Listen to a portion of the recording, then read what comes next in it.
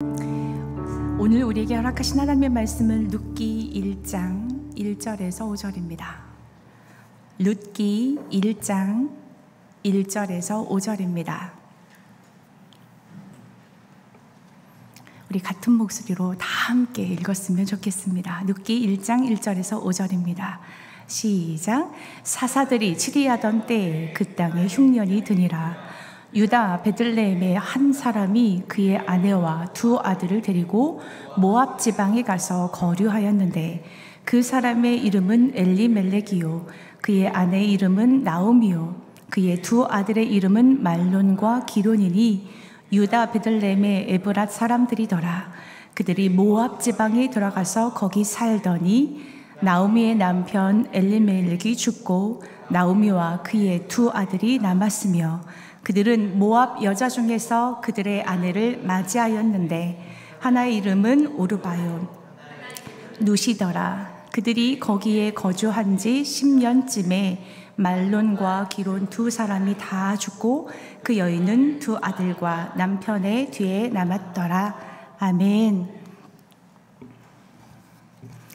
그 누군가로부터 조건 없는 사랑을 받아본 적이 있으십니까? 저에게는 긴 인생은 아니지만 제 인생을 가만히 들여다보면 참 많은 사람들이 떠오릅니다. 제가 처음 단독 목회를 나갔을 때 아무런 조건 없이 저를 도와주셨던 사람들이 생각나고, 어려움과 고통 가운데 있을 때 묵묵히 잘 이겨내도록 기도해주며 응원해 주신 분들이 생각납니다. 무지함과 실수가 많을 그때에도 다시 일어설 수 있도록 기다려 주셨던 분들도 계시고, 아무런 조건 없이 먹여주고 재워주고 사랑으로 돌보아 주셨던 분들도 생각납니다. 아마 여러분들도 그런 사랑들을 순간순간 경험하셨을 거라 생각합니다. 아무런 조건 없이, 값 없이 다시 갚아주기엔 너무나 큰 사랑들, 이런 경험들을 우리는 은혜라고 합니다. 그런데 성경에서 말하는 이 은혜는요, 우리가 생각하는 것만큼 그렇게 단순하지는 않습니다. 은혜에 대한 뜻들이 실로 방대하다 보니 설명하기도 쉽지 않고 이해하기도 어려워서 쉽사리 은혜에 대하여서 정의를 내리지도 못합니다. 은혜라는 단어처럼 문장으로 설명이 잘 안 되거나 어려울 때 그 단어를 쉽게 이해할 수 있는 방법이 있습니다. 바로 그 단어의 의미를 어떤 스토리에 담으면 좀 명확해집니다. 즉, 은혜가 무엇인가에 대한 물음의 답을 찾을 때 이야기 속에 은혜를 담으면 우리는 그 이야기를 통해 좀 더 쉽게 은혜가 무엇인지 알게 된다라는 것입니다. 오늘 룻기서 은혜를 설명하는 데 아주 적격입니다. 넉 장에 불과한 아주 짧은 내용이지만 하나님의 은혜를 그 어떤 성경보다 깊고 풍부하게 담아내고 있습니다. 룻기 1장에 나와 있는 이야기 속에 하나님의 은혜를 한번 담아보도록 하겠습니다. 룻기 1장 1절 말씀을 같이 한번 읽어보도록 하겠습니다. 사사들이 치리하던 때에 그 땅에 흉년이 드니라. 유다 베들레헴의 한 사람이 그의 아내와 두 아들을 데리고 모압 지방에 가서 거류하였는데, 룻기의 저자는 역사적인 배경을 사사들이 치리하던 때라고 기록하고 있습니다. 사사들이 치리하던 때가 언제입니까? 그리고 그 시대상은 어떠하였습니까? 사사들이 치리하던 때를 사사시대라고 합니다. 이 시대는 모세의 인도로 애굽에서 나온 이스라엘 백성들이 여호수아를 중심으로 해서 가나안 땅을 정복하고 난 이후부터 왕정시대에 들어가기 전까지를 말합니다. 가나안 땅을 정복하고 사울 왕이 세워지기 전까지를 말하지요. 기간으로 따지면 약 350년입니다. 성경은 이 시대의 특징을 한마디로 이렇게 표현합니다. 사사기 17장 6절과 21장 5절, 25절 말씀이 이렇게 기록하고 있습니다. 그때 이스라엘의 왕이 없으므로 사람이 각기 자기의 소견에 옳은 대로 행하였더라. 이스라엘에 왕이 없었다는 것은 왕이신 하나님을 하나님으로 인정하지 않았다라는 말씀입니다. 그들의 마음속에는 하나님 두기를 싫어했습니다. 그들은 한결같이 각자 자기의 소견대로 행하기를 원했습니다. 그들이 왜 이렇게 변질되었을까요? 출애굽기 23장 31절에서 33절 말씀을 보면은요, 이렇게 기록되어 있습니다. 같이 읽으면 좋을 것 같습니다. 내가 내 경계를 홍해에서부터 블레셋 바다까지 광야에서부터 강까지 정하고 그 땅의 주민을 내 손에 넘기리니 내가 그들을 내 앞에서 쫓아낼지라. 너는 그들과 그들의 신들과 언역하지 말라. 그들이 내 땅에 머무르지도 못할 것은 그들이 너를 내게 범죄하게 할까 두려움이라. 내가 그 신들을 섬기면 그것이 너의 올무가 되리라. 이렇게 하나님은 자기 백성들에게 가나안 땅에 들어가기 전에 신신당부를 하셨는데도 말입니다. 하나님은 분명히 가나안 주민들을 쫓아내라고 명령하셨습니다. 그런데 그들은 어떻게 하였습니까? 사사기 1장 말씀을 열어보면은요, 쫓아내지 못하였더라 라는 말씀이 무려 5번이나 반복되고 있습니다. 결국 그들이 쫓아내지 못한 가나안 주민은 이스라엘 백성들의 옆구리의 가시가 되었고 그들의 올무가 되었습니다. 즉 가나안 주민들이 여호와 하나님을 인정하지 않았던 것처럼 이스라엘 백성들도 가나안 주민들의 올무에 걸려 하나님을 하나님으로, 하나님을 왕으로 인정하지 않게 되었다라는 것입니다. 사사시대의 흐름을 대표하는 한 인물이 바로 룻기 1장 2절에 등장하는 엘리멜렉입니다. 엘리멜렉은 하나님은 나의 왕이시다라는 뜻입니다. 그런데 그 뜻과는 상관없이 하나님 대신 자신이 왕이 되고 자신이 왕이 되어서 자기 소견에 옳은 대로 가족을 이끌고 아무런 미련 없이 베들레헴을 떠났습니다. 지금도 마찬가지지만 국경을 넘어 이주한다는 것은 결코 작은 일이 아닙니다. 굉장히 큰 일입니다. 이런 큰 일을 앞에 두고 엘리멜렉은 하나님께 묻지 않고 자기 생각대로 자기 가족들을 이끌고 자신만만하게 모압으로 내려간 것입니다. 베들레헴은 어떤 곳입니까? 베들레헴은 떡을 만드는 집이 많아서 베들레헴이라 했습니다. 즉 떡집이라는 뜻을 갖고 있습니다. 떡집이 많다는 것은 그만큼 그 지역에 먹을 것이 많고 그 땅도 그만큼 비옥했다라는 것입니다. 무엇보다 베들레헴은 하나님께서 약속하신 땅입니다. 그 땅에 들어가기 위해서 무려 40년간 광야에서 선조들이 온갖 고생을 다하였습니다. 그렇게 해서 얻은 땅입니다. 그런데 잠시 흉년이 찾아왔다고 해서 하나님의 땅, 약속의 땅 베들레헴을 헌시짝처럼 버리고 모압으로 가버린 것입니다. 사실 이것은 단순히 장소만 이동한 것이 아니라 이것은 자신의 신앙을 포기하고 하나님의 약속과 축복, 은혜로부터 떠났다라는 것을 의미합니다. 마태복음 1장 5절 말씀을 보면 살몬은 라합에게서 보아스를 낳고 룻기에 등장하는 보아스는 여호수아 2장에 등장하는 기생 라합의 아들입니다. 이렇게 볼 때 흉년이 든 때는 가나안 정복 전쟁 초기라는 사실을 짐작할 수 있습니다. 따라서 엘리멜렉이 베들레헴을 떠났다고 결심한 때는 사사시대의 초기라는 것입니다. 베들레헴에서 막 정착 생활을 시작하려고 하는 그때에 흉년이 들었다라는 것입니다. 그러니까 흉년이 들자 말자 바로 베들레헴을 떠날 것을 결정한 것입니다. 적어도 정복 초기라고 한다면, 하나님을 의지하며 광야를 통과하고 가나안을 정복했으면 왜 흉년이 들었을까? 왜 우리에게 이처럼 고난이 닥쳤을까? 하나님은 이 흉년을 통해서 우리에게 무엇을 말씀하시길 원하실까라고 고민하며 하나님께 물었어야만 했습니다. 그러나 엘리멜렉은 아무런 고민의 흔적 없이 모압 땅으로 향합니다. 왜 모압 땅으로 갔을까요? 한국 사람이라고 한다면 한 번쯤 아메리칸 드림을 꿈꿉니다. 특별히 사업에 실패했거나 직장을 잃었거나 자녀 교육에 골치를 앓았거나 이런저런 문제가 풀리지 않을 때 더욱 그렇습니다.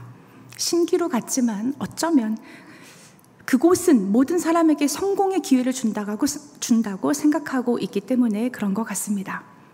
사사시대의 모압이라는 땅은 오늘날의 미국과도 같았습니다. 오죽하면 이스라엘 백성들이 천신만고 끝에 요단강 동편 모압, 이 모압 평지에 도착했을 때 요단강 하나만 건너면 젖과 꿀이 흐르는 가나안 땅이었음에도 불구하고 모압 땅이 얼마나 좋았으면 그 모압 땅에서 이스라엘 백성들은 더 이상 나아가지 않으려고 했습니다. 그만큼 모압 땅은 모든 것이 풍족했고 이스라엘 사람들이 보기에도 매력적이었습니다. 그래서 이스라엘 백성들은 모압 땅을 동경하고 있었고 모압 드림을 꿈꾸었던 것입니다. 그런데 정작 모압 땅은 어떤 땅입니까? 창세기 19장을 보면은요, 모압 족속의 태동에 관하여 자세히 기록하고 있습니다. 아브라함의 조카 롯이 소돔과 고모라 성이 멸망한 뒤에 어느 뒷산, 어느 산에 머물고 있을 때 그의 두 딸이 아버지에게 술을 먹이고 아버지와 동침합니다. 그래서 태어난 아들이 바로 모압과 바로 암몬입니다. 그러니까 모압 족속은 인간의 탐욕과 욕심으로 낳은 이방 족속입니다. 인간의 죄의 쓴 뿌리를 상징하는 땅이 바로 모압입니다. 뿐만 아니라 민수기 25장을 보면 이스라엘 백성들이 시딤에 머물러 있을 때 이스라엘 백성들은 모압 여자들과 음행하기 시작했고 그 여자들의 신들에게 절하며 우상 숭배했던 것이 바로 모압입니다. 이로 인해서 24,000명이 죽임을 당하기도 하였습니다. 그러니까 모압 땅은 이방 세계요, 우상 숭배의 땅이요, 음란과 부도덕이 만연한 곳이며 불신앙의 자리이고 배교의 자리가 바로 모압인 것입니다. 이런 곳으로 엘리멜렉은 흉년이 들자마자 왕이신 하나님을 버리고 스스로 살아보겠다고 모압 땅으로 나선 것입니다. 베들레헴과 모압의 거리는 70km밖에 되지 않습니다. 여기서 천안까지의 거리입니다. 여기가 흉년이라고 한다면 천안은 어떨까요? 천안도 흉년일 것입니다. 베들레헴이 흉년이라면 모압도 분명 흉년입니다. 그럼에도 불구하고 하나님이 주신 떡집 베들레헴을 차버리고 모압 땅으로 간 것입니다. 그 결과가 무엇입니까? 우리가 오늘 읽은 바와 같이 남편이 죽고 그의 자식들이 다 죽는 비참한 결과를 낳습니다. 그런데 이렇게 비참한 결과를 보기까지 우리 하나님께서는 엘리멜렉 가족들을 그냥 가만히 놔두셨을까요? 성경을 자세히 보면 룻기 1장 1절 말씀을 보면 사사들이 치리하던 때 그 땅에 흉년이 일었습니다. 그래서 엘리멜렉은 그의 아내와 두 아들을 데리고 모압 땅으로 가서 거류하였습니다. 거류하였다라고 하는 것은 임시로 머물러 산다는 것을 의미합니다.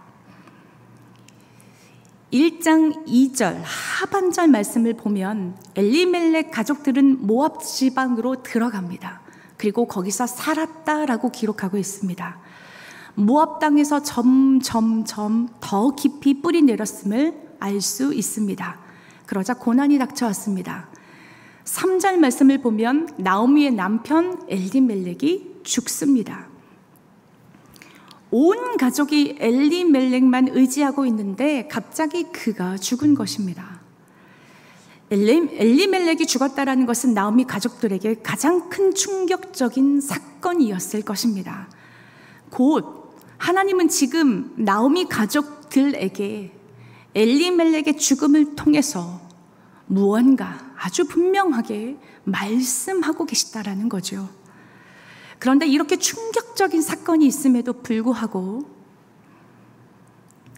이들은 어떻게 했습니까? 4절 말씀 보면 그들은 모압 여자 중에서 그들의 아내를 맞이합니다.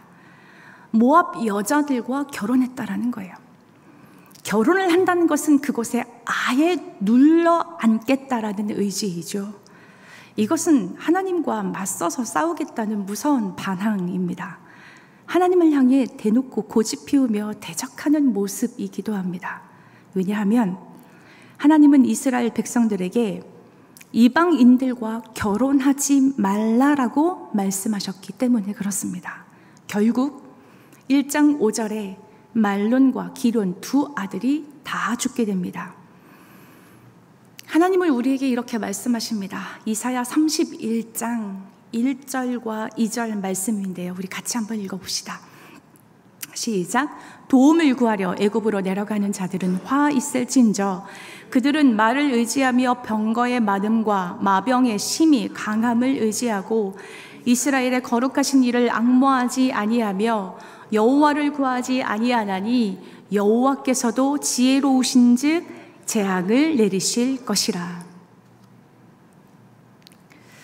그러나 이 어둡고 침울한 상황 속에서도 아니 하나님의 진노와 징계 중에서라도 긍휼을 베풀어 주시기 위해서 남겨두신 은혜가 있었습니다.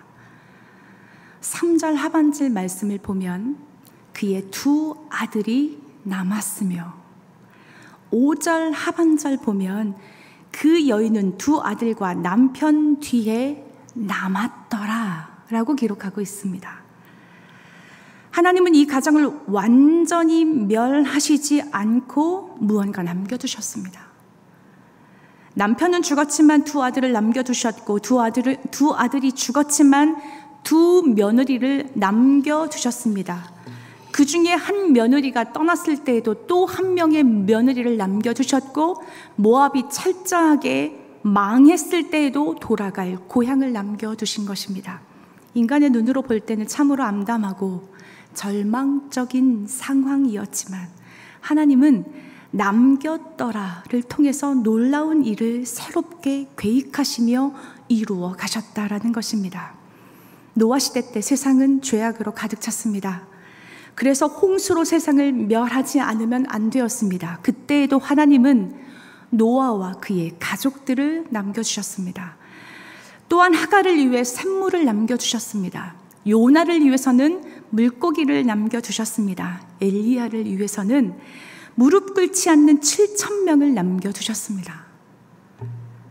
이처럼 하나님은 절박하고 절망적인 상황 속에서도 남았더라의 은혜를 베푸시는 것입니다. 철저하게 망하고 끝났다는 상황이 우리 앞에 펼쳐질지라도, 설령 죄를 지어 징계를 받는 현장에 있다 할지라도, 그래서 모든 것이 다 배임을 당한다 할지라도 하나님은 희망의 씨앗, 다시 소생할 수 있는 불씨, 다시 일어설 수 있는 그 무엇을 남겨두신다라는 것입니다. 이처럼 은혜 베풀기 위해서 남겨두시는 하나님을 우리가 믿는다라고 한다면 우리는 고난 당하는 자 앞에서 침묵할 수 있어야 합니다. 고난 가운데 있는 사람들을 향해 쉽게 입을 열어서는 안 됩니다. 다른 사람이 당한 고난을 자신의 생각으로 함부로 재단해서도 안 됩니다. 고난은 신비한 것이기 때문에 그렇습니다. 고난 당하는 자 역시 결코 낙심해서는 안 됩니다. 하나님이 그 고난의 현장을 통해 선한 역사를 이루실 은혜의 씨앗을 심고 계시기 때문에 그렇습니다. 이뿐이 아닙니다. 이렇게 어둡고 침침한 분위기를 반전시키는 이름이 있습니다. 바로 4절에 나오는 룻이라는 모압 여인입니다. 그녀는 누구입니까? 모압 여인입니다. 모압은 앞서 말씀드렸듯이 부도덕의 상징이요 우상 숭배의 진원지로서 하나님의 심판 아래 죽을 수밖에 없는 소망 없는 자로 태어난 여인이 바로 룻입니다. 그런데 그 룻이 결혼을 통해 하나님의 백성이 되었습니다. 하나님의 백성이 되었다라는 것은 그가 구원을 받았다라는 뜻입니다. 하나님의 은혜를 입었다라는 것이죠. 룻이 은혜를 입은 것은 단순히 그 여인만 은혜를 받은 것이 아닙니다. 그 여인을 통해서 그 시어머니가 은혜를 받고 더 나아가 온 인류가 은혜를 입게 됩니다. 룻이 보아스를 통해서 오벳을 낳죠. 오벳의 아들이 이새이며 이새의 아들이 누구입니까? 다윗입니다. 다윗의 후손으로 누가 탄생합니까? 예수 그리스도가 탄생하십니다. 사실 하나님의 은혜가 나오미 가정에 흘러 들어간 그때에는 그들이 하나님의 말씀에 순종하며 믿음으로 살 때가 아니었습니다. 도리어 하나님 앞에서 고집 피우며 곁길로 갈 때였습니다. 약속의 땅 떡집 베들레헴을 버리고 왕이신 하나님을 떠나서 고난과 시련을 당할 그때였습니다. 사랑하는 사람을 잃고 슬픔에 젖어 있을 그때였습니다. 더 이상 소망과 꿈을 꿀 수 없을 그때였습니다. 바로 그 현장에 하나님께서는 은혜의 씨앗을 심고 계셨던 것입니다. 온 세계가 코로나19로 인해 신음하고 있습니다.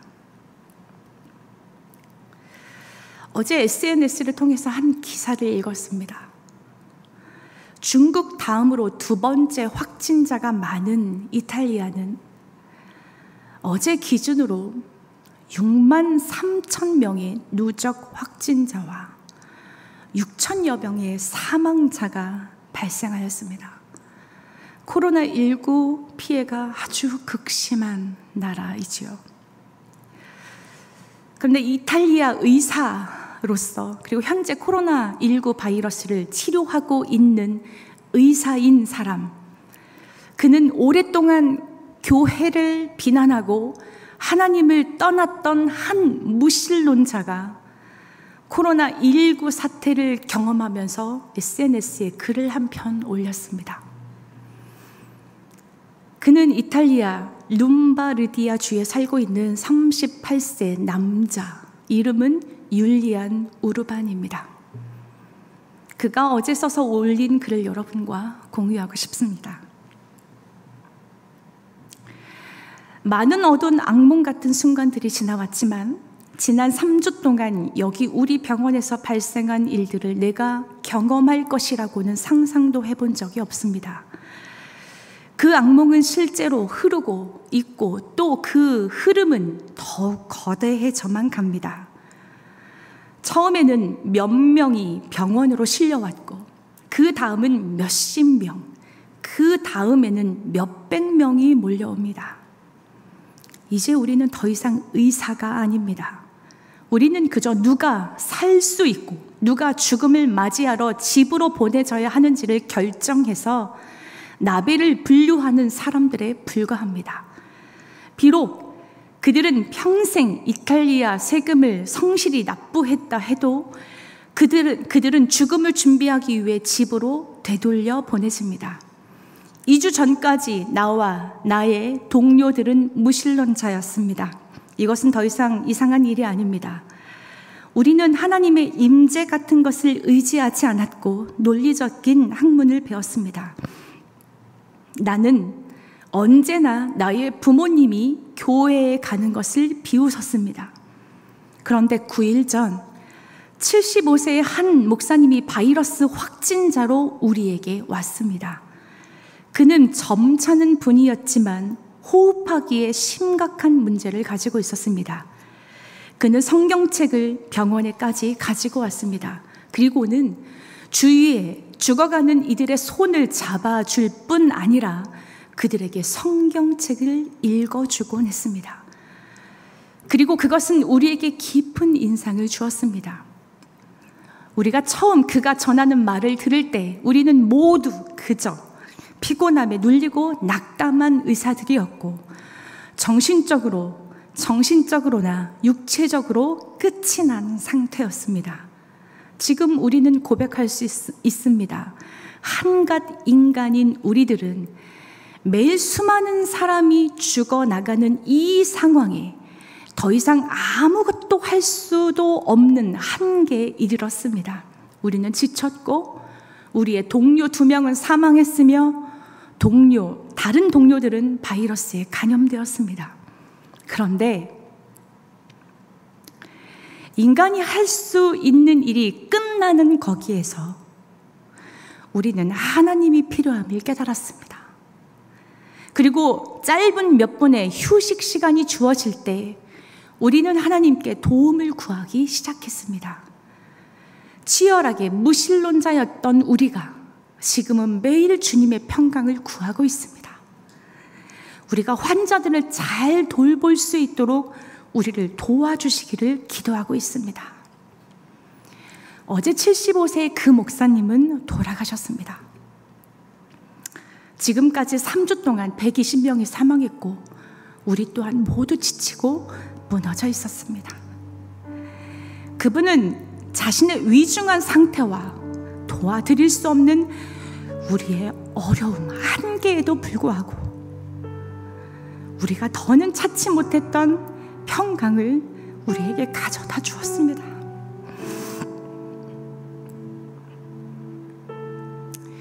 그 목사님은 주님께로 가셨습니다. 현재 상황이 이렇게 계속 이어진다면 아마 우리도 곧 그분의 뒤를 따를 것입니다. 나는 6일째 집에도 들어가지 못했고 언제 마지막 식사를 했는지도 모릅니다. 나는 지금 이 땅에서 나의 무용함을 깨닫지만 나의 마지막 호흡을 다른 이들을 돕는 데 줄 수 있기를 원합니다. 나는 나의 동료들의 죽음과 그들이 고통에 둘러싸여 있을 때 나의 한계를 인정하며 하나님께 돌아왔습니다. 하나님께 돌아온 것에 기쁨이 넘칩니다. 이 글을 읽으면서 여러 번 읽게 되는 두 문장이 있었습니다. 인간이 할 수 있는 일이 끝나는 거기에서 우리는 하나님의 필요함을 깨달았습니다. 그래요. 인간이 할 수 있는 일이 끝났다고 생각하는 그 자리에서 하나님은 75세 목사님을 통해서 평강의 은혜, 소망의 은혜, 회복의 은혜를 베풀어 주셨습니다. 또한 나는 나의 동료들의 죽음과 그들이 고통에 둘러싸여 있을 때 나의 한계를 인정하며 하나님께 돌아왔습니다. 죽음과 고통에 둘러싸여 있을 때에도 하나님은 이들에게 구원의 은혜를 베풀어 주신 것입니다. 그렇습니다. 우리가 혹 하나님을 떠나 죄의 자리에 서 있을지라도 하나님은 남았더라의 은혜를 주실 것입니다. 만일 우리가 하나님을 진정으로 찾고 갈망한다면, 그분의 도우심을 믿고 구한다면, 삶의 밑바닥에서 죽을 것만 같은 고통 가운데 처해 있을지라도 그곳에서 넘쳤더라라는 그 은혜를 경험하게 될 것입니다. 시간 말씀을 생각하면서 주님의 빛 가운데로 나아갑시다.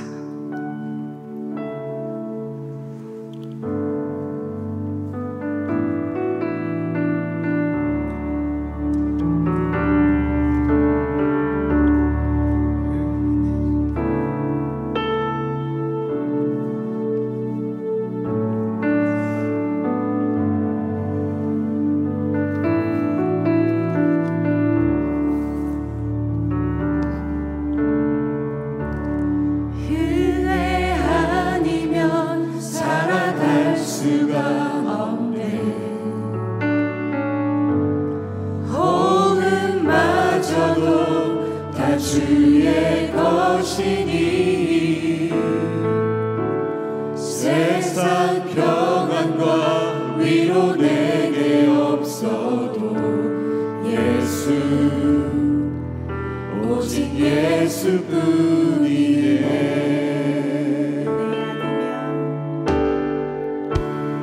그대 아니면 살아갈 수가 없네.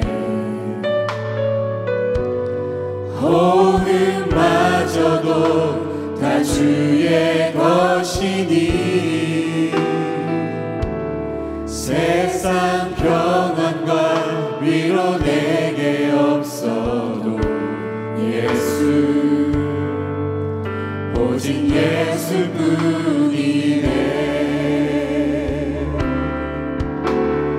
그 시계에 다 볼 수도 없고 작은 고난에 지쳐도 주께 우리 나의 모든 삶 버티고 견디게 하시네.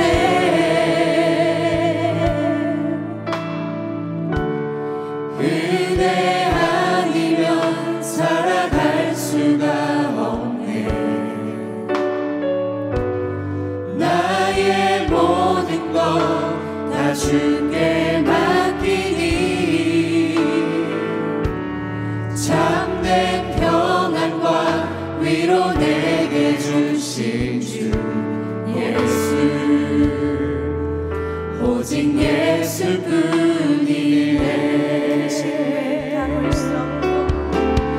그 시계에 다 볼 수도 없고 작은 고난에 지쳐도 주께 묶인 나의 모든 삶 버티고 견디게 하시네. 그 시계에 다 볼 수 없고 그 시계에 다 볼 수도 없고 작은 고난에 지쳐도 주께 묶인 나의 모든 삶 버티고 견디게 하시네.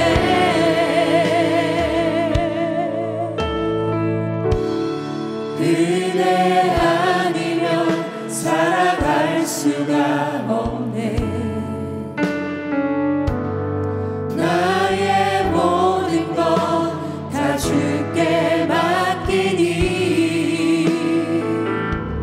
참된 평안과 위로 내게 주신 주 예수 오직 예수뿐이네. 이 시간 함께 기도합시다. 하나님의 은혜를 구합시다.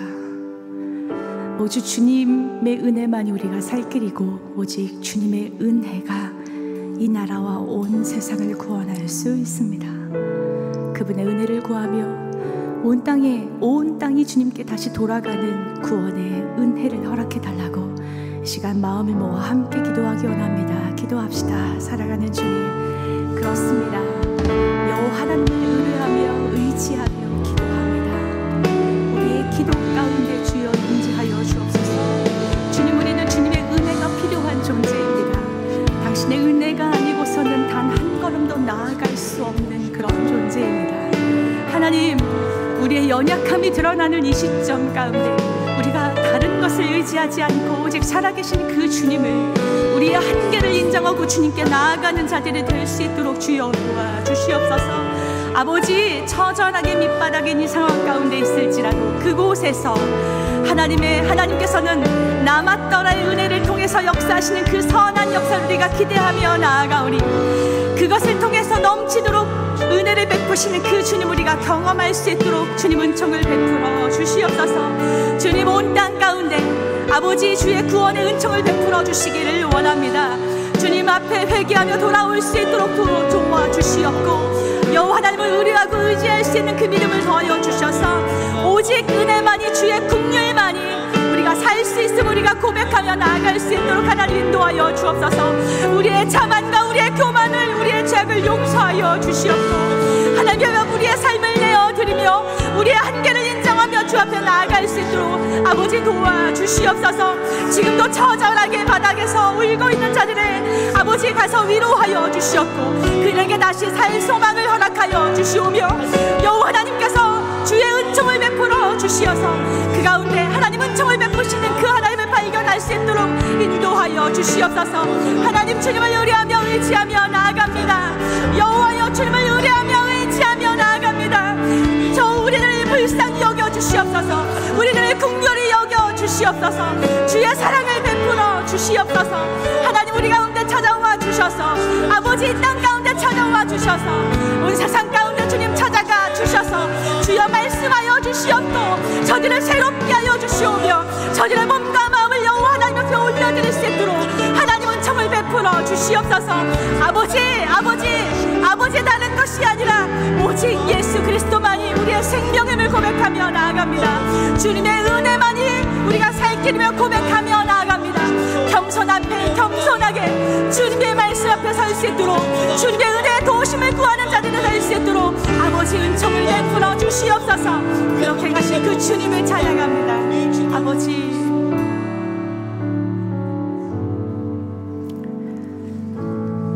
주님 우리는 주님의 은혜가 아니고서는 한순간도 살아갈 수 없는 연약한 존재입니다. 우리의 호흡이 당신에게 있고 우리의 삶이 오직 당신의 손에 달려 있습니다. 왕이신 하나님을 버리고 스스로 잘 살아보겠다고 떠났던 인생들을 통해서도 은혜의 씨앗을 심으셨던 주님, 그 남았더라의 은혜를 통해 온 인류를 구원하신 주님, 온 세상이 고통으로 신음하고 있습니다. 주여 소망이신 주께서 저들을 일으켜 세워 주시옵고 생명 되신 주께서 고통의 현장 가운데 찾아가셔서 예수 그리스도의 그 크신 은혜로 저들의 몸과 영혼을 다시 살려 주옵소서.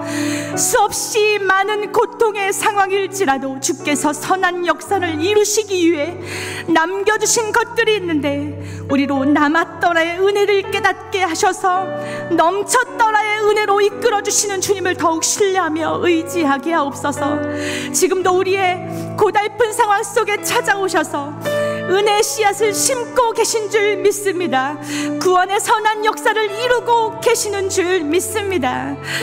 주의 참된 평화와 위로를 허락하여 주사 모든 상황과 형편 속에서 잘 버티고 이길 수 있도록 붙잡아 주시옵고 자신의 한계를 인정하며 하나님께로 돌아가는 구원의 은혜를 이 땅 가운데 베풀어 주시옵소서. 주의 큰 기쁨이 우리의 삶 가운데 넘쳐나기를 소망합니다.